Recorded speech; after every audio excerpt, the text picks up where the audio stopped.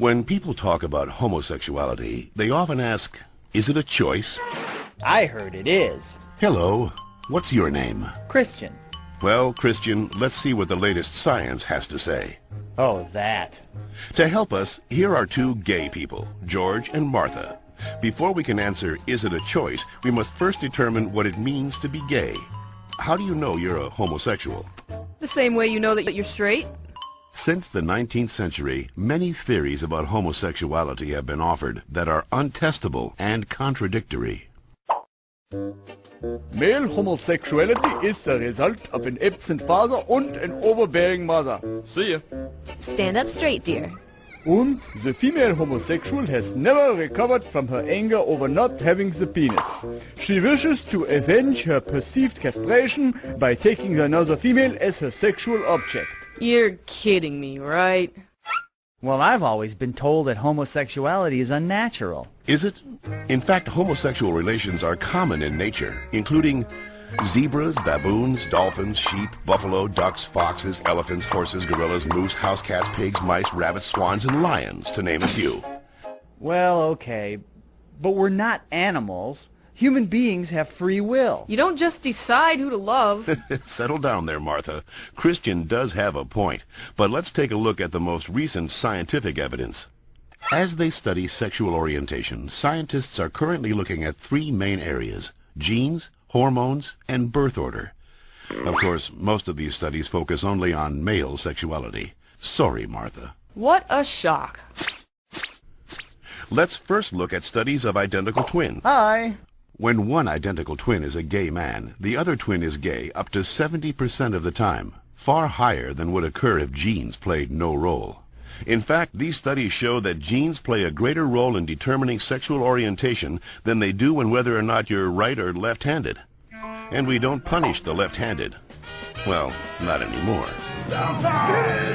Let's get it! Scientists have recently noticed a striking statistical phenomenon. Studies show that having older brothers increases the odds of a boy being homosexual. Moms always baby the youngest, making them gay. No, that's not it. When a woman is pregnant with a boy, scientists are realizing that her female body often sees the male fetus as a foreign object and begins to produce antibodies against it. The more boys a woman has, the more adept her body becomes at feminizing the fetus, which may explain why with every successive boy, the odds that he will be gay go up significantly. All right, maybe you all accept it, but what about those people who started out gay and say they became straight by discovering God? What about ex-gay ministries? Even so-called ex-gay ministries don't claim to change a person's inner sexual desires, just his or her sexual conduct. We're still gay. If these places really work, why don't they all use the same technique? Why does each ministry experiment its own way? Well, and why have so many members and leaders recanted earlier claims that they were changed?